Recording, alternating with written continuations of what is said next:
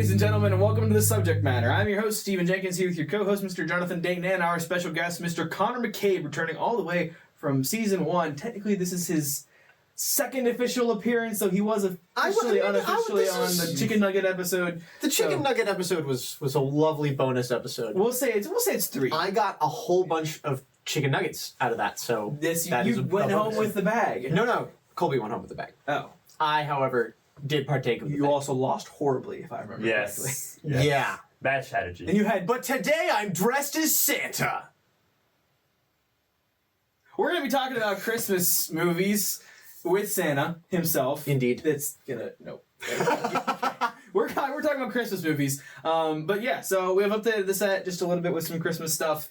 And quite frankly, to be honest with you, the software we were using to record 3 mics at one time, our 60-day free trial expired. So we're having to do this until I figure something else out.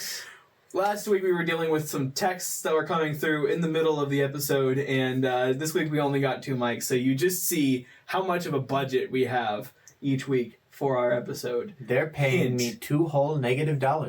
Yes, I'll take that now, if you'll... Hold on.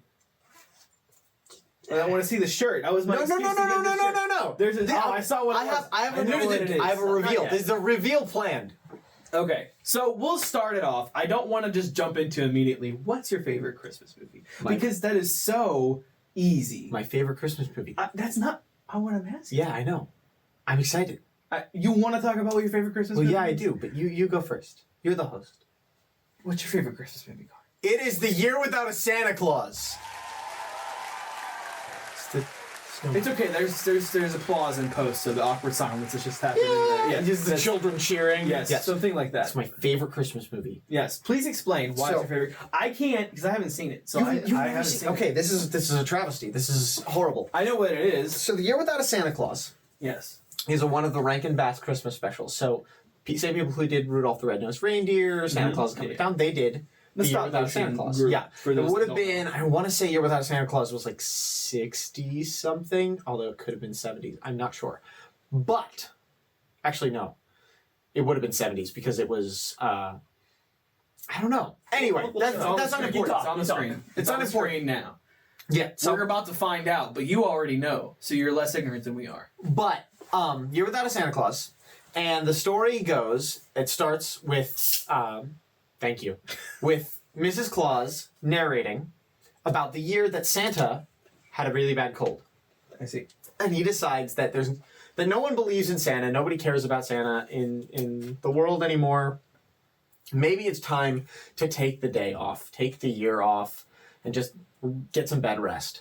And so, in an effort to convince Santa Claus that there is Christmas spirit, Mrs. Claus sends 2 elves, Jingle and Jangle Elf, to a town in the relation, U.S. I assume Jingle and Jangle? No, just Jingle Elf and Jangle Elf. They're just elves. They Jingle and Jangle.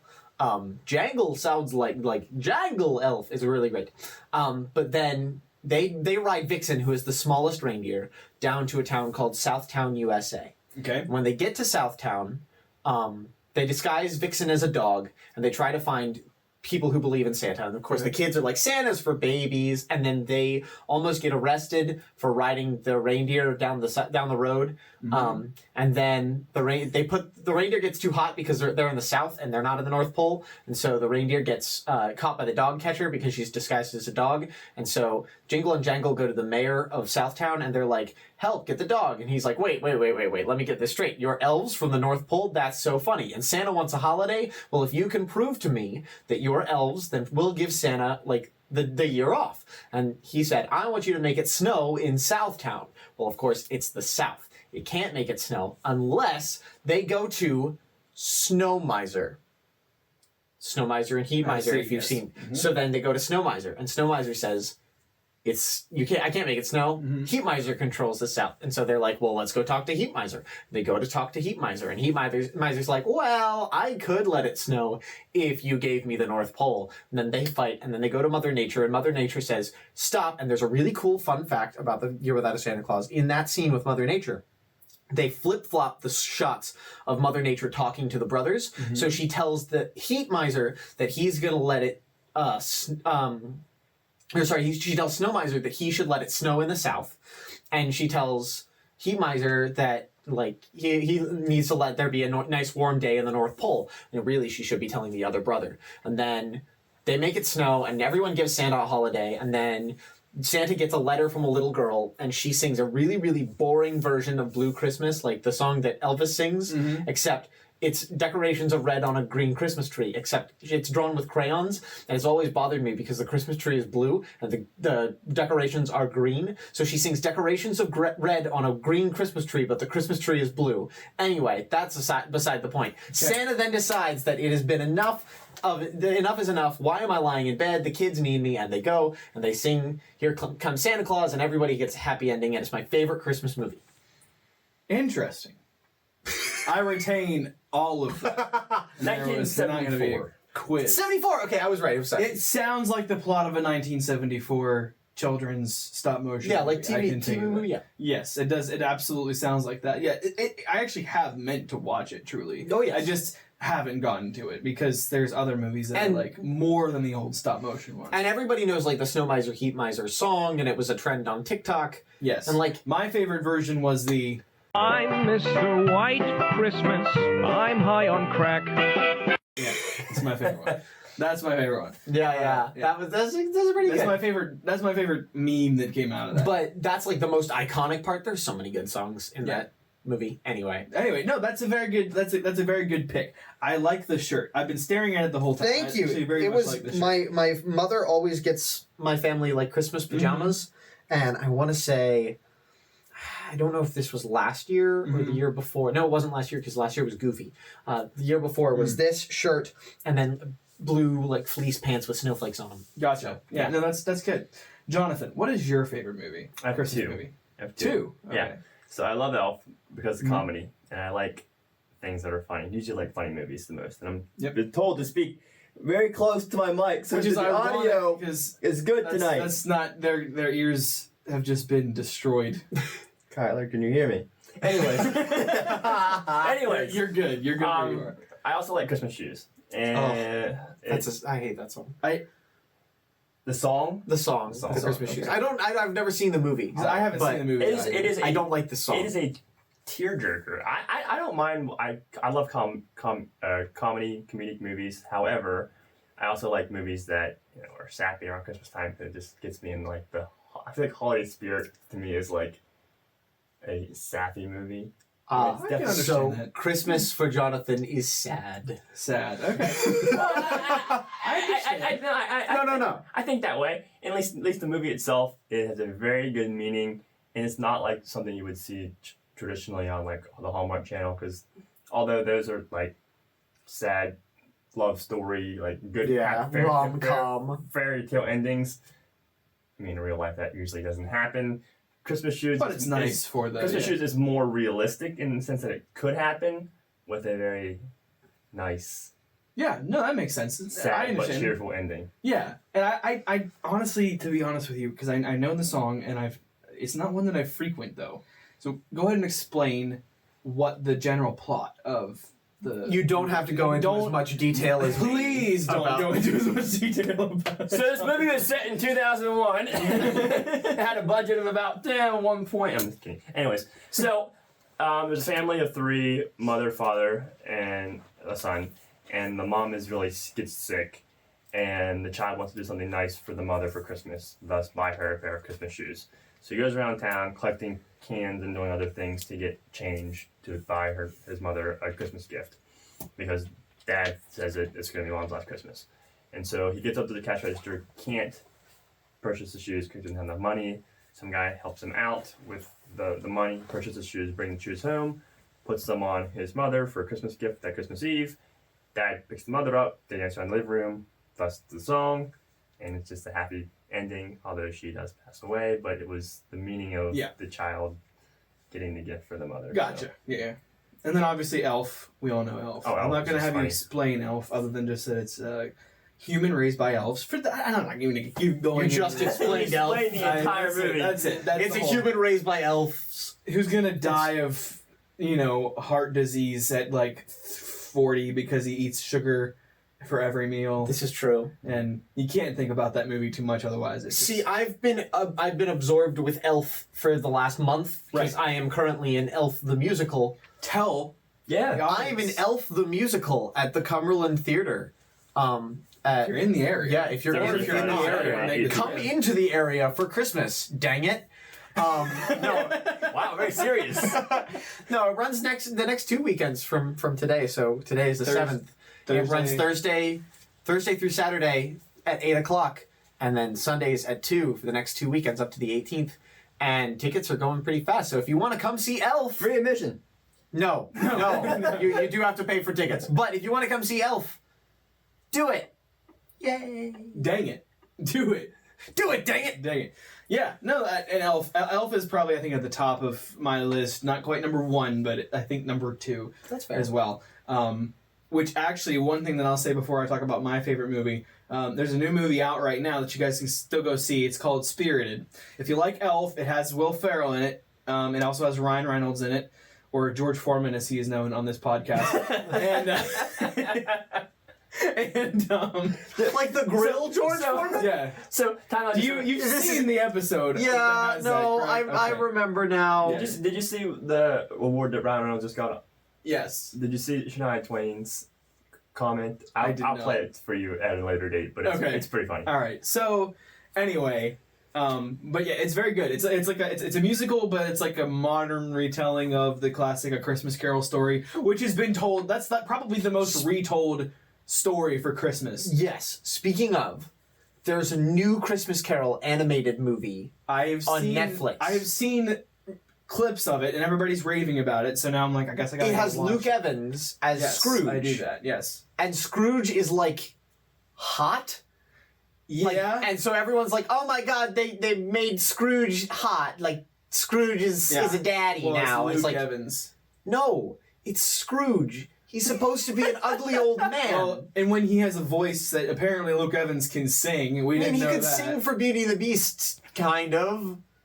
The live action Beauty and the Beast? Yeah. He's Gaston. Oh, that's right. I forgot about that. I was gonna say.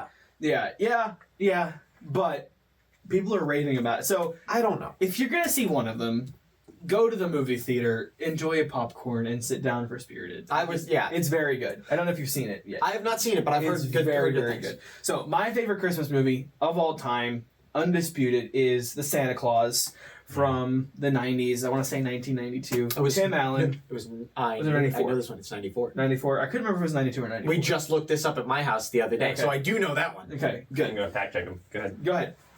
Yeah, so it's just it's, again, basically Scott Calvin, who has the same initials as Santa Claus, coincidentally. Not coincidence, because that's how the writers wrote it. He becomes Santa Claus. He through puts on the suit. a happenstance, which I'm just going to state for the record. There's a misconception surrounding this particular film. You don't have to kill Santa Claus to become Santa Claus. No. You have to put on the coat. The way it happened in the film was that Santa Claus died. No. Santa Claus fell off the roof. Yes, and died. No. Santa fell off the roof.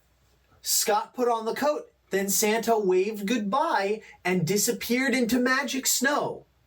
Santa didn't die because Scott Calvin becomes Santa. Santa just happens to move on to being the next guy. So No. presumably, if Scott Calvin fell no, off no, a roof... No, this is actually a really good discussion. Because I've seen the movie and I enjoyed the movie, so I understand why you would think this if you had only seen the first movie. But if you would watch your brother's favorite movie, you would I've know. seen the Santa Claus 3, the But if Escape you would have Clause. seen that, you would have known that there were multiple people that had been Santa throughout the entire world, because there is the line in the movie, in the snow globe room, that he says, these are the snow globes of all the Santas that have ever lived. Implying, specifically, there have been other Santas. Well, yes, but in the case of this specific Santa, he does not die. He waves goodbye. You can't wave goodbye when you're dead. Okay. You're correct. Very clearly, though, I didn't say he was dead when he waved. He waved. So he waved and he died. And he died. He disappears into magic snow. It's a kid's movie. If Obi-Wan Kenobi is considered dead even though he's a Force ghost, then Santa, at the beginning of the Santa Claus movie, is unequivocally dead. What I'm hearing is Obi-Wan Kenobi is Santa. I'm fine with that. I don't know about anybody else. Ewan McGregor, you can come down my chimney Actually, any why haven't day. we seen Ewan McGregor play Santa Claus? We're about to see, what's his name? David Harbour.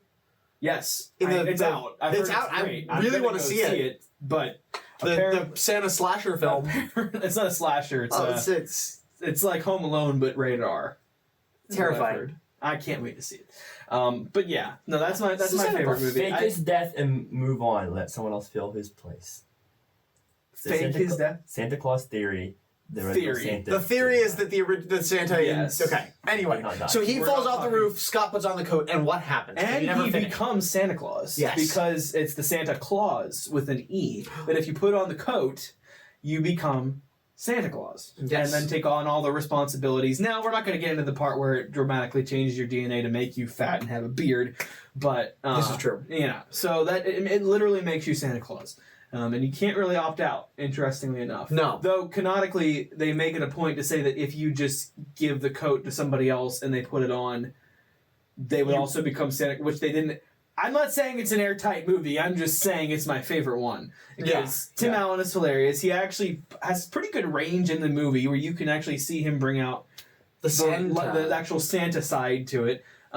What's his name? Judge Reynolds in that movie. Judge Reinhold. Judge Reynolds. Why did I say Reynolds? Because Ryan Reynolds. I guess. Judge Reinhold. Right. It's closer than George Foreman. That's true. But he's hilarious in that movie. My favorite part of that movie is because his whole character, like, he stopped believing in Santa Claus Yes. when he was three because he wanted an Oscar Mayer weenie whistle. Now, of all the things to jinx on, that was fun.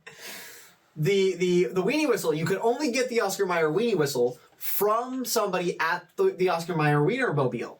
So it's very particular as to how you get a weenie whistle.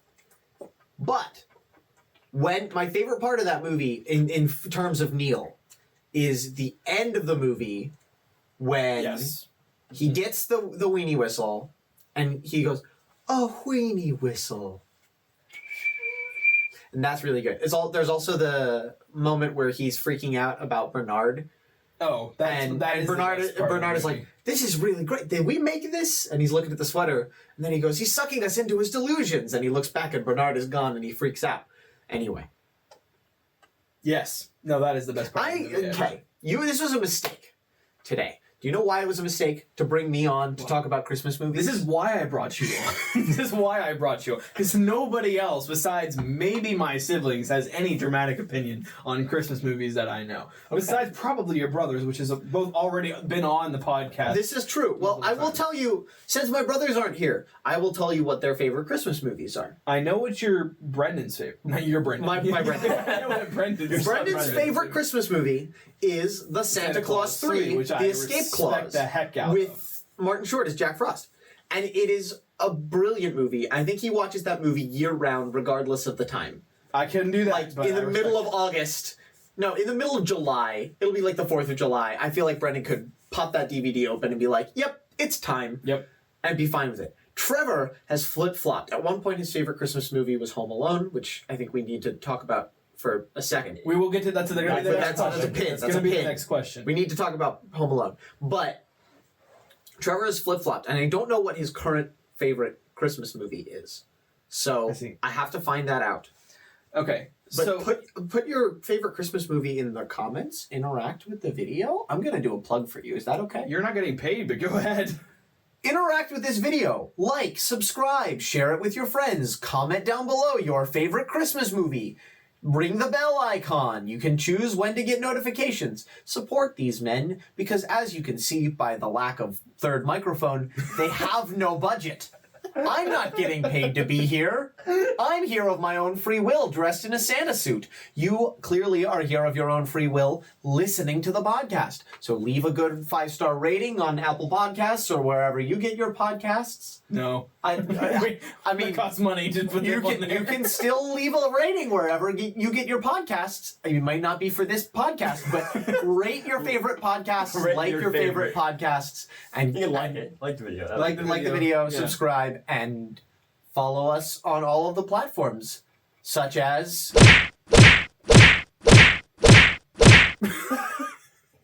On screen. That was time for you to dub over all the platforms that you're on. Just It's gonna be a quick little.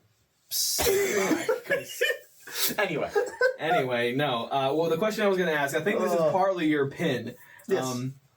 Home Alone. What were we gonna mention about Home Alone? What was the question? No. I was just saying. I assume that the question about Home Alone is it actually a Christmas movie? No. Home Alone is a Christmas movie. Okay, well that's going to be the next topic that I'd like to go through. Home Alone. Wait. Home Alone is a Christmas movie. The other Christmas movie that's questionable of a Christmas movie is not Home Alone. You're right, but it is a Christmas movie.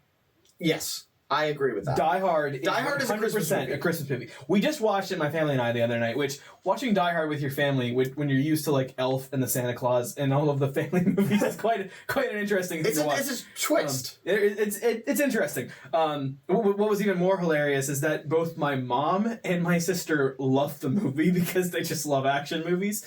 But anyway, it's absolutely a Christmas movie. It has Christmas music. It takes place at Christmas time. The plot is actually very central to the fact that it is Christmas Eve, and the music credits that play, over the music are literally Let It Snow, which you just can't play any other time of the year. Also, like you've got like the Merry Christmas, I've Got a Machine Gun. Like there's all those things that are very specifically Christmas. The Hallelujah chorus plays when the vault finally opens in the... No. It's Die Hard is a Christmas movie. Home Alone is 100% a Christmas movie. Yes. Because, same reason as Die Hard, it centers around Christmas.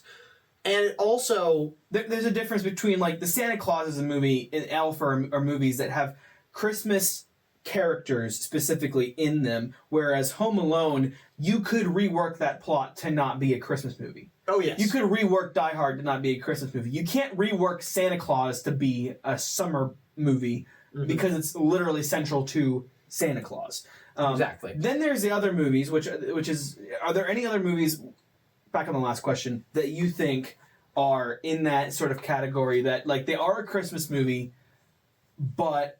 So... This is where I feel like the argument of sorry. And feel free to chime in anytime you want. I'm listening. This is good. What constitutes a Christmas movie is a complicated argument because one of the arguments that people bring up for Die Hard is it takes place around Christmas. Yes. And that is so true of so many other movies.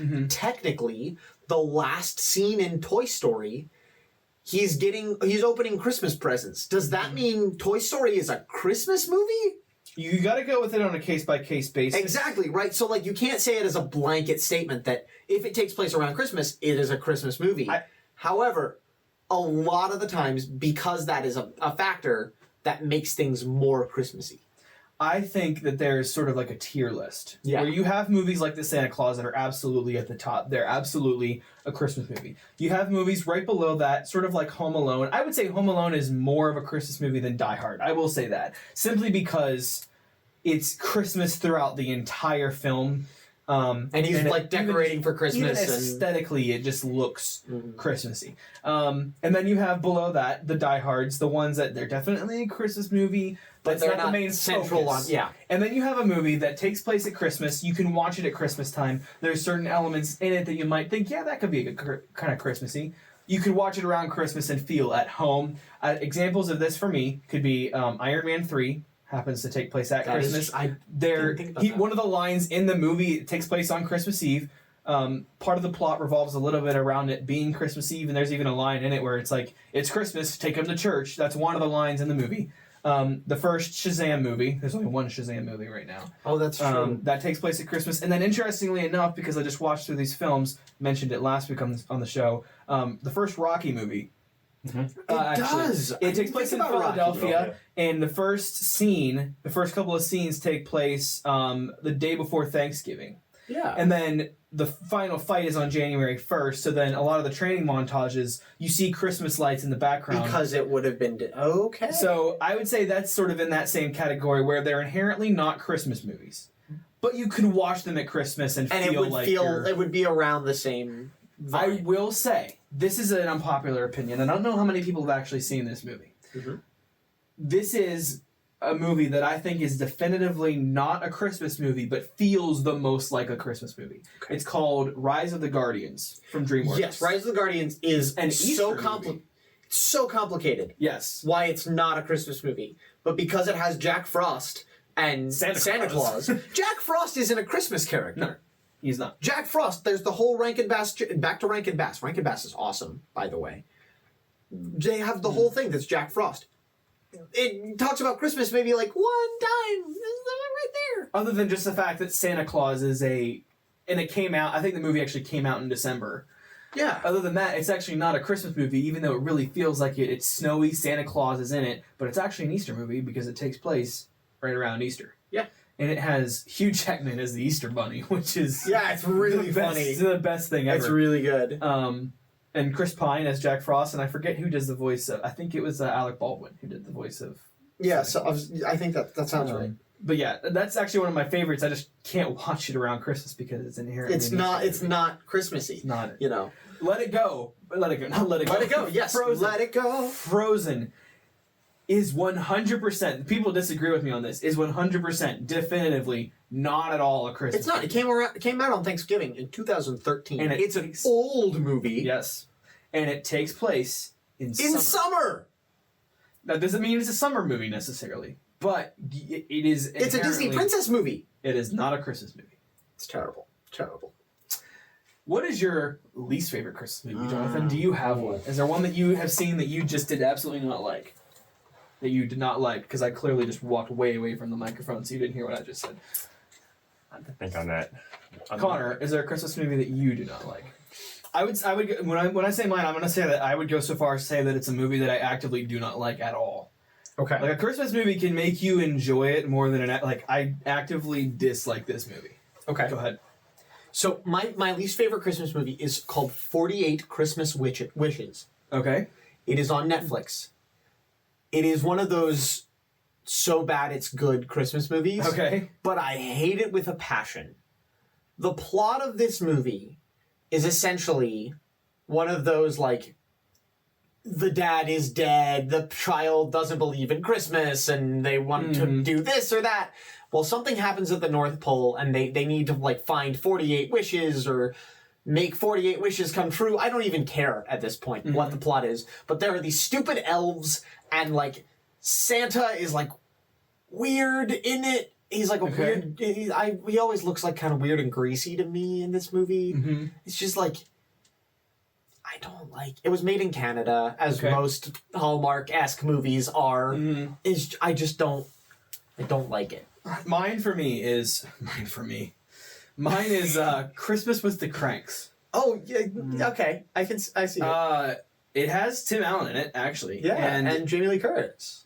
It is just so bad. And I honestly don't even think, like, if you got a whole bunch of obnoxious friends together to sit there and laugh at the movie for how bad it is, it would be enjoyable, but just watching it by yourself, it's depressing. Yeah. Because the entire plot is, we're not going to celebrate Christmas this year. Our kids are, this older couple, we're not going to celebrate Christmas this year. Our kids are all moved out, we don't have to do that. And then the whole plot revolves around trying to make them look like the bad guys, even though the neighbors are just actively trying to make their life terrible because they're not celebrating Christmas. And that's barely even in there because it's just surrounded by all these little one-joke scenes that don't go anywhere until it ends. Then they're like, okay, we'll conform to what the public wants us to do and put up a Christmas tree out front or something. I don't even remember. Like, it doesn't even matter in the end. Right. We've gone through so many, like, spray tan and bikini wax jokes. Exactly. And then there's the one chase scene in the market with the ham or something, like the honey ham. Yeah. It's like, you're not celebrating Christmas. Why do you care about a honey ham? Exactly. They got a whole bunch of scenes from multiple. This didn't actually happen. I have no idea this actually happened. This is just how it feels. It feels like they got a whole bunch of different scenes from multiple writers and said, write a scene that would be really funny for Christmas time.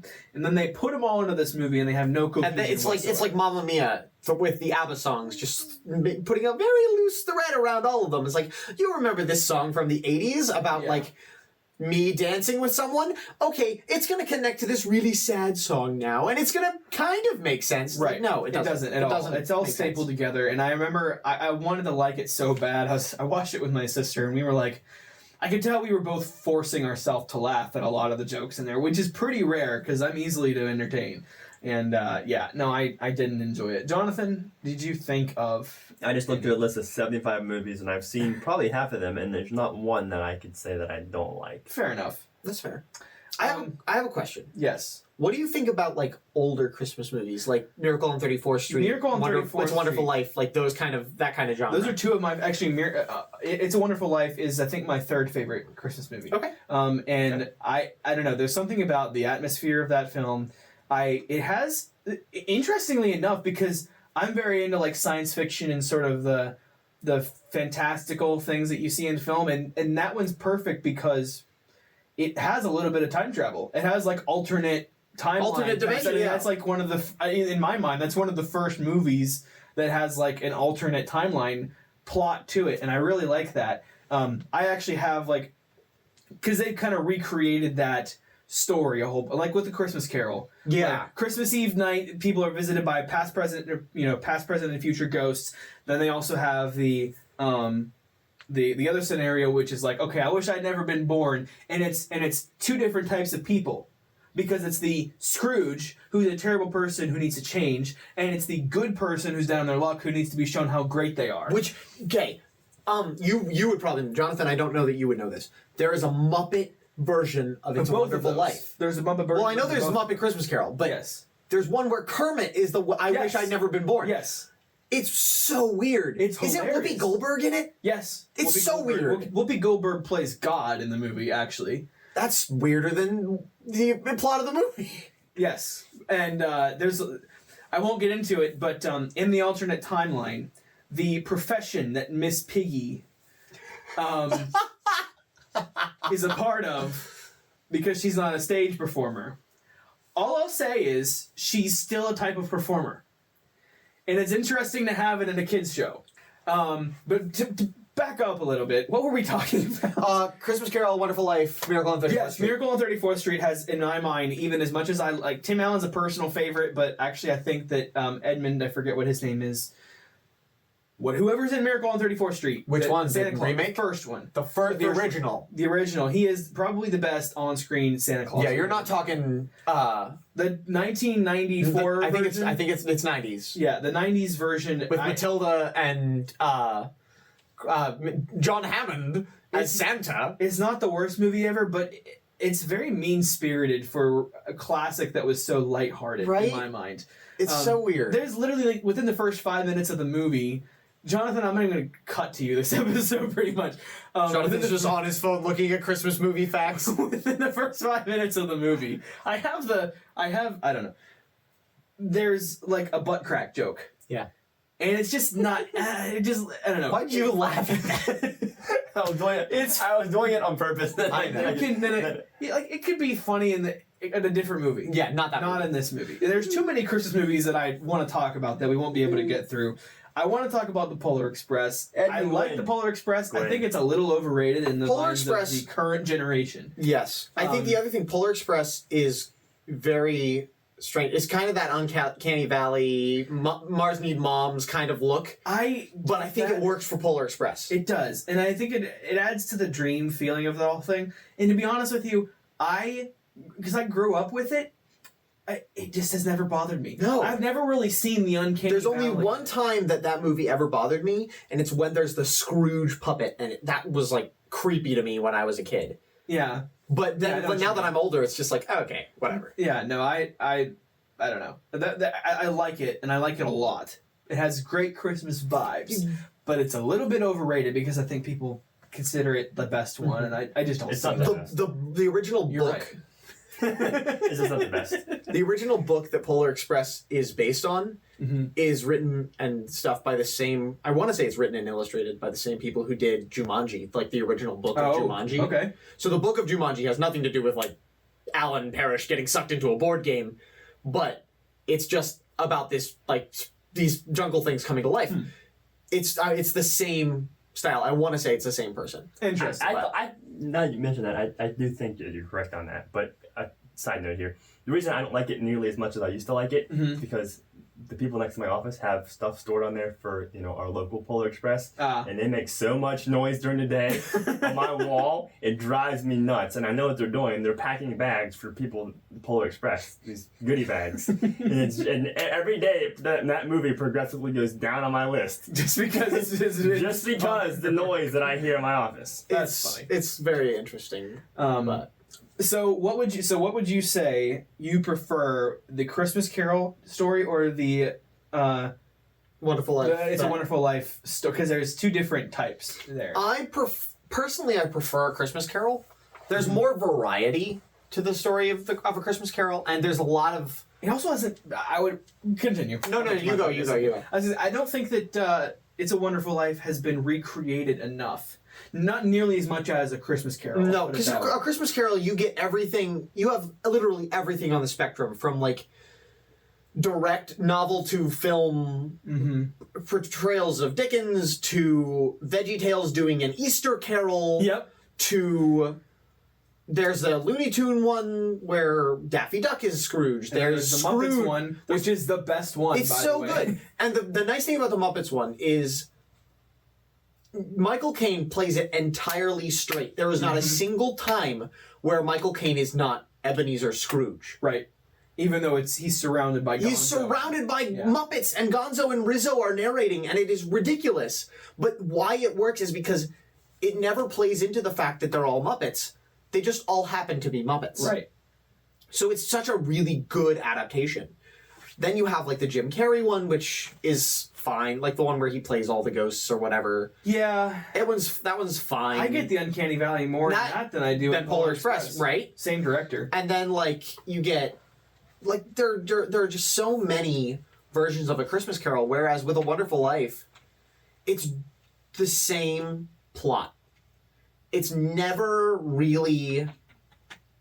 You can't really expand upon it or play with it as much as I feel like you can Christmas Carol. Because Christmas Carol, the way that it's written originally, it's so kind of up to interpretation as to what certain things are or how certain things are. And so when you do an adaptation that pokes fun at some of the older aspects of like Dickens era writing, but also plays into your genre, it's really fun. There's a new one, the same people who did like the Harry Potter musical on YouTube and like all kind of like parody musicals.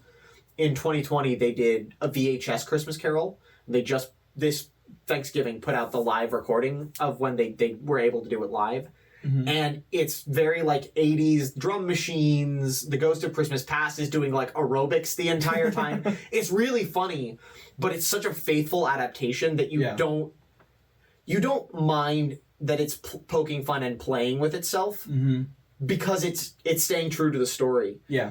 It's a Wonderful Life is such a weird thing where like unless it is George Bailey and his family and Clarence Oddbody, the angel, it's just kind of a rehash. It doesn't feel like its own adaptation or a new version of it, if that makes sense. I would say 2 points to that. I would say one, it helped. The original is a book for A Christmas Carol. Yeah. Right? I don't know if It's a Wonderful Life is a book. It's not. So inherently, when you're trying to take what's already a film and make another film about it, you're going to feel like it's just trying to copy the original. Whereas with A Christmas Carol, I don't know what the first film adaptation of it was, but when the second one came out, they're going to be compared to the first one, but they're going to be compared more to the book. Yeah. So I'd say that that's working against the It's a Wonderful Life story too. Again, my other point is just that I don't think it's been done enough. Nobody's explored how much you could do with that type of a story, 100%. which...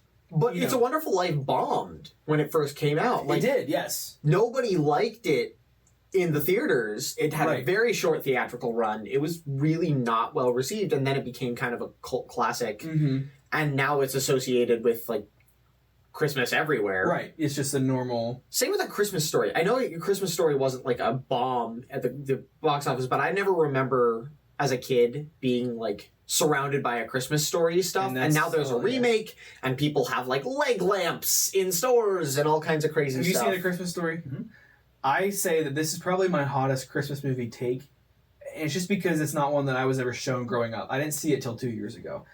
I don't get, like, I understand there's a lot of quotable moments, but besides those things, I don't have the nostalgia for it, and I guess that's a lot of it, but I don't get why it's such a classic. There are other movies that I watched later that I understand, like Back to a Christmas Carol, Scrooge with Bill Murray is awesome. I love that movie.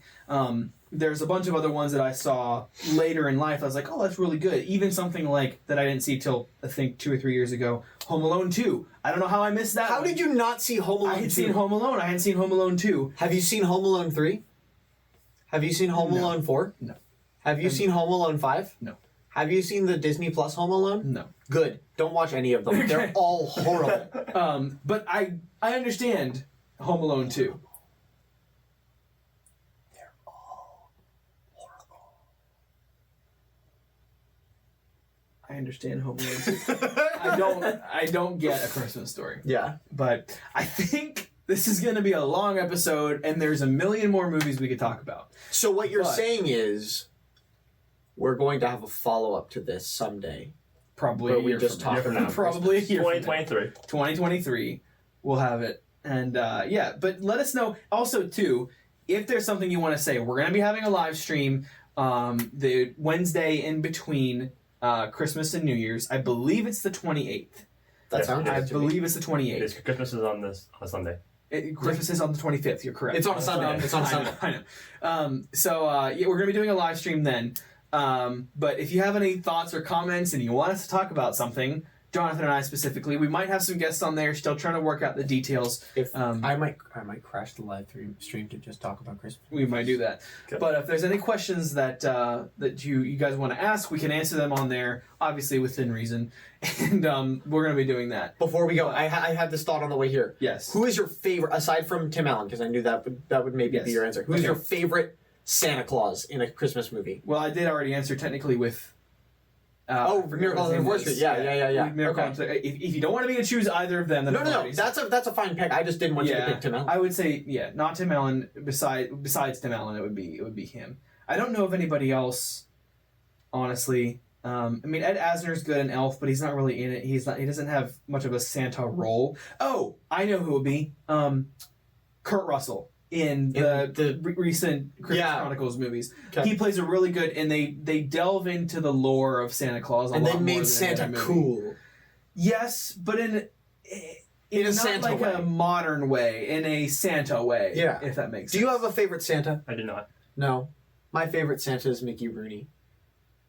He was in, what was he in as Santa Claus? All the Rankin Bass.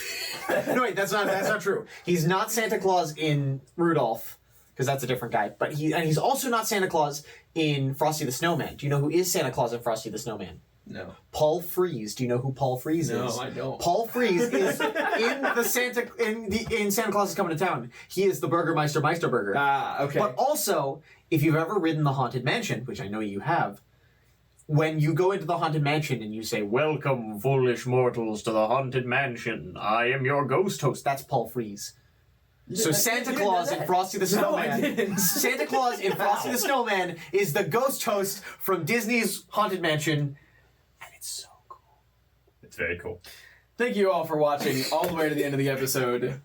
We've been admittedly down in views the last couple of weeks. But to all those who continue to climb. They'll climb. They'll climb. Climb Special guest coming on. Connor left. We are thankful to everybody who watches week after week, and especially those who watch the whole episode. We know, if you made it to the end of the episode, let us know. Again, we really would like if you put some things down in the comment section and say, hey, this is like, we can talk about it on the live stream, and we can also respond in the comments too, and do some discussion there. And if there's topics, because these guys are really. And we want topics. Yeah, we don't. Tell them what to talk We about. want topics that you want to hear, not just topics that we come up with. Donnie S. created the entire season finale of season 1 by saying talk about conspiracy theories, and it's one of the more fun episodes that we've done too. Yeah. So just let us know. Feedback, people. Feedback. This is a conversation between us and you. We need to pay him. I know. We need to pay Commercials. him.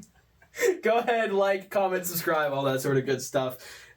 What should they do to the notification bell, Connor? Ring the bell. No, not just ring the Punch bell. that notification bell. We've already done Destroy it. Smash it with a hammer. something with Christmas. What should they do to the notification bell? Put the notification bell in a little tiny box and mail it to yourself. And when it arrives, you smash it with a hammer. That's not a Christmas movie. We don't have an outro. We'll see you later. What an ending. Oh my gosh.